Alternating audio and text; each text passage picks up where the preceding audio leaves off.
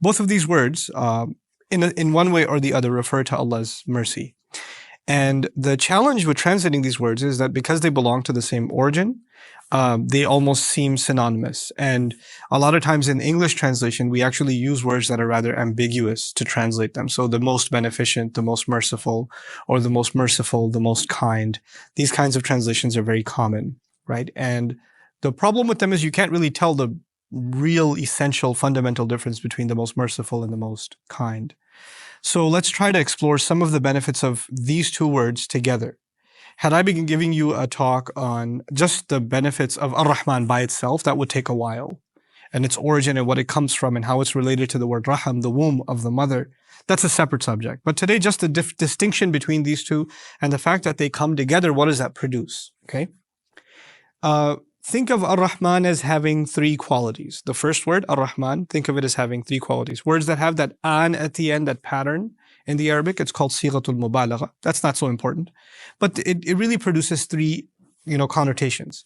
The first of them is that words like these are extreme in their meaning. So for instance, if something has an an at the end, if you say someone is knowledgeable and you put an at the end, they're extremely knowledgeable.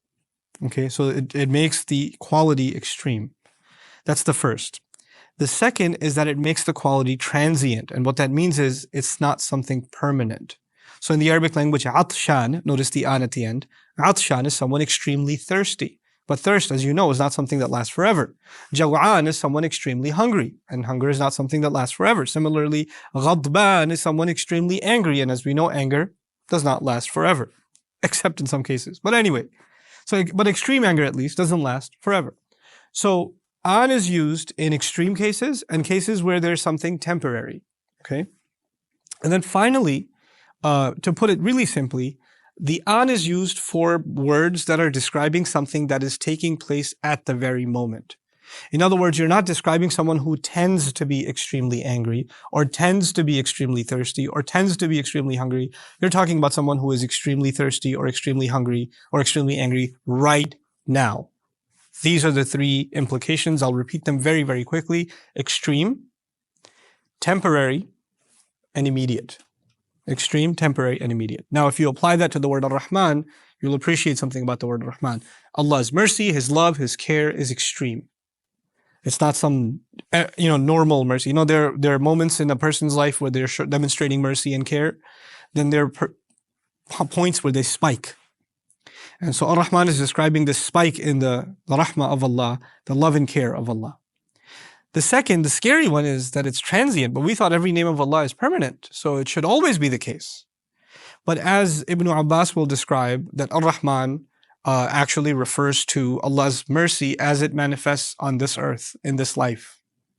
It makes sense because this life is not permanent, right? So Ar-Rahman applies more directly to this life. And we'll see that in a second, how else that applies. But for now, even though temporary sounds a bit philosophically problematic, leave it aside for a second. And the third thing was, it's happening when? Immediately.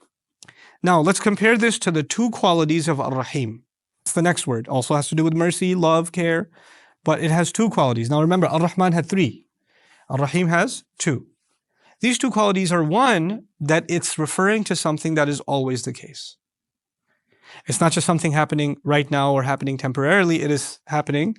It's taking place, or it exists, at least. That's the better way of saying it. It exists throughout. So for instance, when you call someone patient, then you've described a quality that they have. Or if you describe a car as red, it's a state of the car. It's not something that's going to change. You see what I'm saying?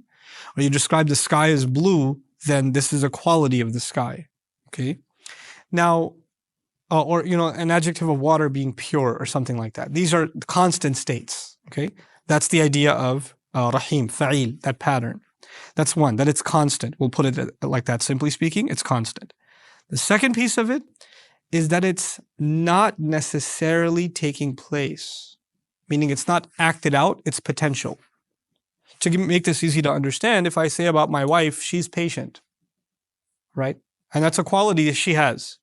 But right now she's not here, alhamdulillah, so I can talk about her. But she's not here. Maybe she's not being patient right now. Maybe she's actually being quite the opposite. In other words, she has the quality of patience. but it doesn't necessarily mean that it's being demonstrated right now. Similarly, you can say somebody's wise, but while they're sleeping, they're not demonstrating the quality of what? Wisdom, right? So you can have a quality, but it's not being demonstrated. You get what I'm saying? Now, this is very different from Ar-Rahman, isn't it? Because in Ar-Rahman, it's being demonstrated when? Immediately. So now, 3 qualities of Ar-Rahman, and what are the 2 qualities of Ar-Rahim? That it's constant, and it's not necessarily being demonstrated. It's a dormant quality. Okay? Now, think about this. Why is Ar-Rahman first? Human beings, put it simply, human beings, we love immediacy. I like to give the example of somebody who works all week and they're going to get their paycheck on Friday, but their boss who hands them the paycheck isn't there. He's stuck in traffic somewhere. Right? And it's 4:45. I need to go 5 o'clock because I need to go immediately because I need to catch a flight and I need this money. I need to deposit it immediately because I'm going to need this money, and I don't see my boss. It's 4:45 and somebody comes to you and says, relax, relax, relax. The boss, he'll be here. He's reliable. He has a quality of what? Reliability. And you're like, yeah, I know he's reliable, but I wish he was being reliable right now. I don't need his quality of reliability to be dormant. I need it to be taking place at the moment. I need it right now. You see what I'm saying? Human beings, when they have a problem, they don't think about the constancy of a person's qualities, the one whose help they need. They don't think about the dormant quality. They want that quality manifest, immediate. Our immediate concerns need to be met. So the immediacy. And what we want immediately is not just in small amounts, we want it in big amounts. We want it in big amounts. That's just human nature. I'll give you the example of hunger. If I'm super hungry and I'm cranky and I go home and I call my wife ahead of time, hey, you have anything at home? She says, yeah, I have good lunch at home. And I get home and instead of giving me the lunch that she promised, she says to me, what do you want to eat tomorrow? I say, I don't care. I just need food right now. I'm about to chew off my own arm. Can you just give me some food right? I can't think about tomorrow. What am I trying to tell you? Human beings, when they have an immediate need, they cannot think about the future. They can only think about the immediate. When the immediate need is met, if I satiate myself, I eat to my fill. What were you saying about tomorrow? Isn't that what happens? Happens with money. If you need to pay the bills, if you need to buy the thing right now, if you need to make the payment, all you can think about is right now. The moment you pay the bill, the moment you fill in the tuition, then you start thinking, how is the savings? How are we going to use them? Do you have enough for next month? Do we have enough for next week? You start thinking about the future. Look at the beauty of these words. Ar-Rahman is immediate because human beings are concerned first and foremost with the immediate.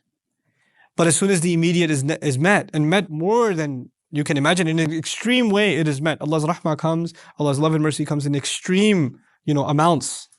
And it takes care of your immediate need. As soon as your immediate needs are met, you start worrying about what? The future. And so Allah says He's also Ar-Rahim. It's constant. So where one takes care of the immediate and the other takes care of the future. It's so awesome. Now imagine if this was flipped. Why isn't it flipped? Why isn't it Ar-Rahim, Ar-Rahman? That would actually suggest that right now, you just have to trust Allah's potential of being merciful. And eventually it will what? Manifest. No. It manifests right now. And you can trust that it will the potential, the rahmah is something constant, it'll always be there. Now the last thing I'll share with you that's really beautiful, said by Zamakhshari and some other scholars, is that words that are immediate and extreme, they are acting out, like we said. And words that are adjectives like Rahim are constant and level. They're not extreme. And they're not being acted out necessarily. So he used to compare Ar-Rahman to a violent ocean, like waves crashing on top of each other, and like it's taking on this extreme form. And then he used to compare Ar-Rahim to the calm ocean, and he said, it is beyond my imagination to think of an ocean that is both calm and its waves crashing at the same time. I can't do it. And he says it is when I think of that I realize that I cannot encompass the rahmah of Allah. How can He be Ar-Rahman and Ar-Rahim at the same time? That is what makes these two words incredible. May Allah Azza wa Jal make us worthy of His rahmah in this life and in the next, and you'll appreciate the genius of the companion who says, Ar-Rahman is for this world, Ar-Rahim is for the Next world, look at that. Look at how he said it. Ar-Rahman is temporary, just like this world is what? Temporary. And Ar-Rahim will always be there because the next life is what? Permanent. They could see it immediately. So their analysis of the Quran was on point without a 10-minute description. They just got it. You know, may Allah Azza wa Jal help us appreciate and reflect on the power and beauty of the Quran. Barakallahu li wa lakum. Assalamu alaikum wa rahmatullahi wa barakatuh.